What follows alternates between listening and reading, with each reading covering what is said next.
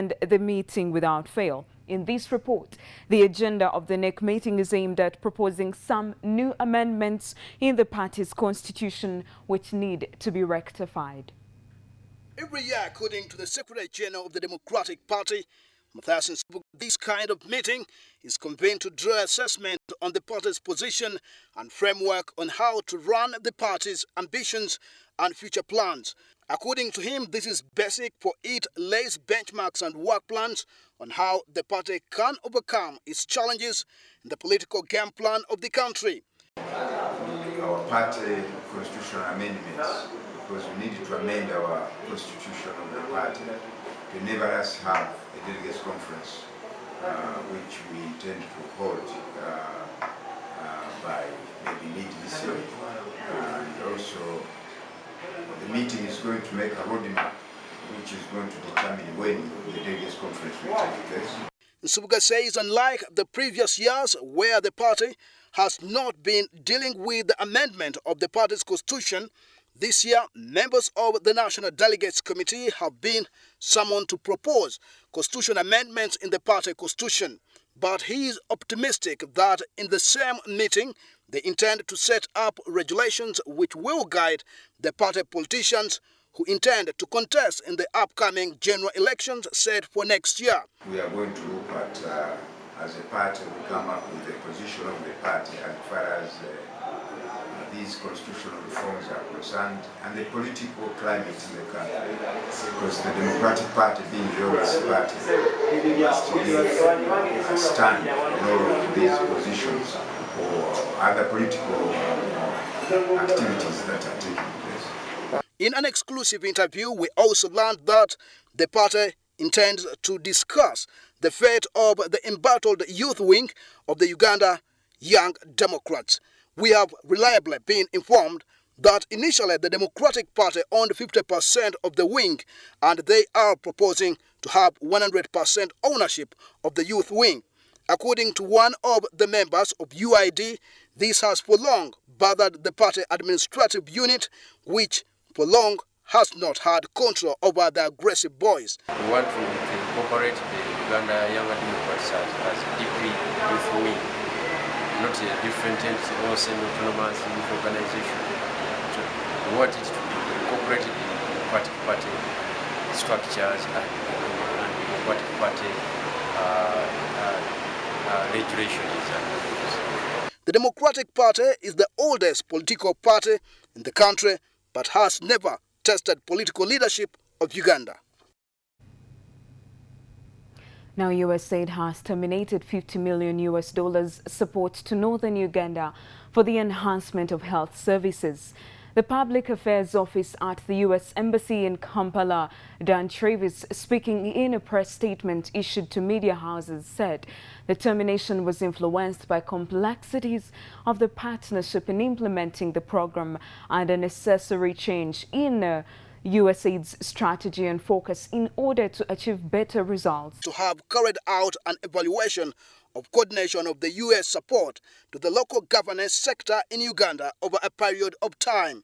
The U.S. government, through its International Foreign Development Agency, USAID, provided over 50 million shillings in support of local governance and rural development in northern Uganda, equal to some 30% of the total U.S. sectoral aid to the country. However, the general objective of this forensic evaluation is to assess in what way, with what results, and to what effect the USAID have undertaken coordination activities in the context of its support to local governance in Uganda. Timothy Bassi, Wbs Television, Kampala.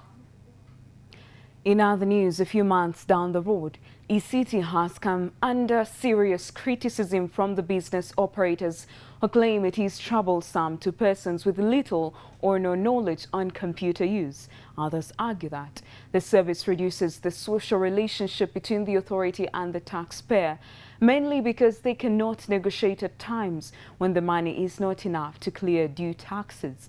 Under this system introduced by KCCA, 100% of the taxes collected will be going straight to KCCA bank account.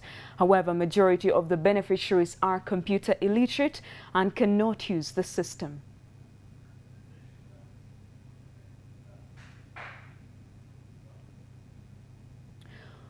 Well, we shall be taking a short break and return with more news on the international scene.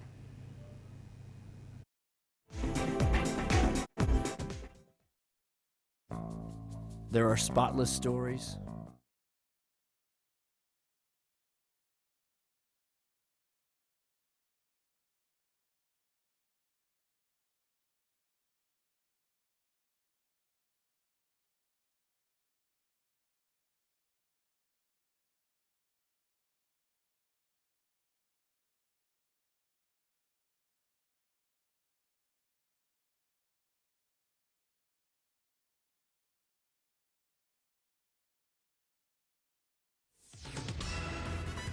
This weekend on WBS TV.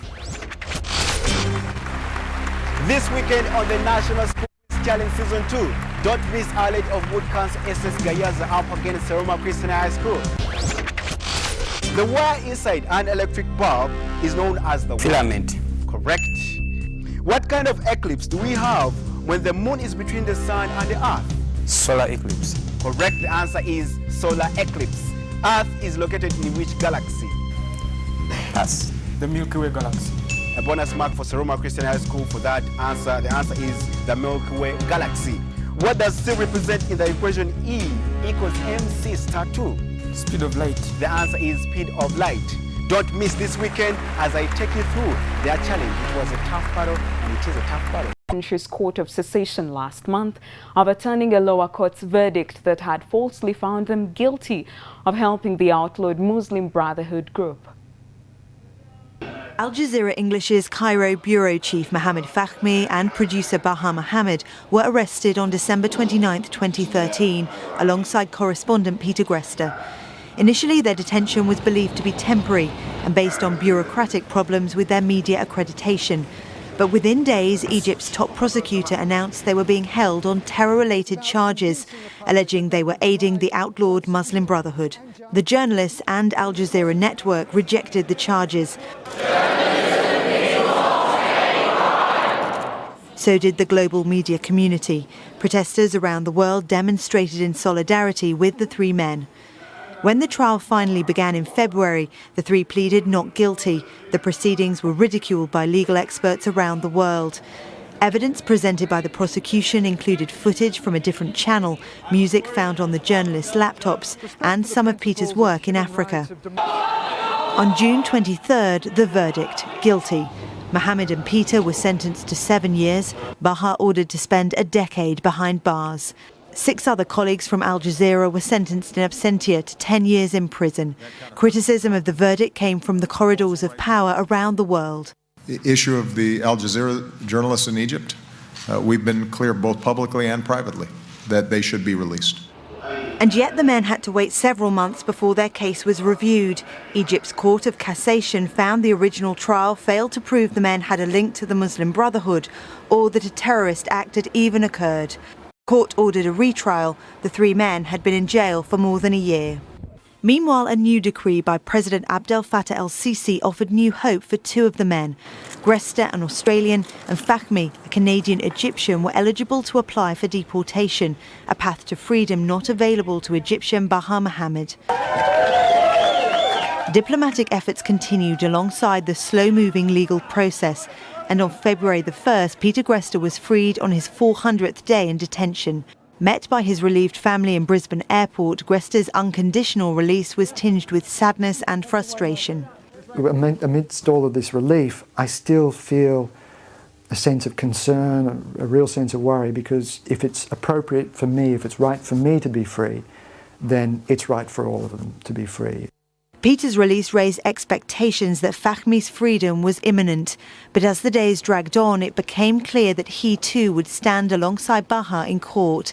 Their future once again in the hands of the Egyptian judiciary, but for now they're back at home with their families. We now move over to South Africa, where the parliament descended into chaos as opposition members of parliament were removed by force after disrupting President Jacob Zuma's annual address, an unprecedented sign of discontent at his administration. The president's first State of the Nation speech since his re-election last May had been billed as an opportunity to highlight the achievements of the ruling African National Congress, ANC, and its plans for the year ahead. South Africa's parliament descended into chaos as leftist MPs scuffled with security during a key annual speech by President Jacob Zuma. The Economic Freedom Fighters, EFF, led by Julius Malema, repeatedly interrupted Mr. Zuma, demanding answers over a spending scandal. The Speaker of Parliament then ordered their removal, prompting scuffles. The largest opposition party, the Democratic Alliance, walked out in protest at their expulsion. "You can't send police into Parliament," said Democratic Alliance parliamentary leader Muzi Maimuna. The EFF used President Zuma's annual State of the Nation speech to question him about a state-funded, multi-million-dollar upgrade to his private residence. They were evicted by large numbers of security guards. Among those thrown out was Mr. Malema. He defended his MP's actions, calling it a legitimate attempt to defend democracy, adding that 7 of his party had been injured and would be pressing charges. It is not clear whether the guards were police or parliamentary officials, an important distinction, according to one MP, who said the use of police would be a way of intimidating the opposition. Mr. Malema and Mr. Zuma were once close allies, but the pair fell out. The EFF has shaken up South African politics with a series of populist proposals to redistribute wealth. EFF MPs accuse Mr. Zuma of benefiting unduly from taxpayer-funded upgrades to his private residence in the village of Nkandla, and they wanted Mr. Zuma to answer questions about this before making his State of the Nation speech. Last year an independent inquiry found the president had unduly benefited from the expensive upgrades, which included a pool and a cattle enclosure and cost about $23 million, £13.8 million. The president has denied any wrongdoing. Despite criticism of the Nkandla upgrade and the country's stagnant economy, Mr. Zuma's African National Congress was overwhelmingly re-elected last year. Now, the UN Special Envoy to Yemen, Jamal Ben Omar, has warned that the country may be on the brink of civil war and accused all sides of contributing to the political and economic turmoil. Yemen is slipping further into chaos as the Houthis, an armed Shia group from the north, consolidate their grip on power after seizing the capital in September and sidelining the central government. Addressing the UN Security Council on Thursday, Ben Omar said Yemen is at a crossroads. Either the country will descend into civil war and disintegration. The UN Special Envoy to Yemen, Jamal Ben Omar, has warned that the country may be on the brink of civil war and accused all sides of contributing to the political and economic turmoil. Yemen is slipping further into chaos as the Houthis, an Iranian-backed Shia group from the north, consolidate their grip on power after seizing the capital in September and sidelining the central government. Addressing the UN Security Council on Thursday, Ben Omar said, "Yemen is at a crossroad. Either the country will descend into civil war and disintegration or a political transition will work." Speaking from Yemen, Ben Omar said he is in the middle of delicate negotiations daily with parties involved.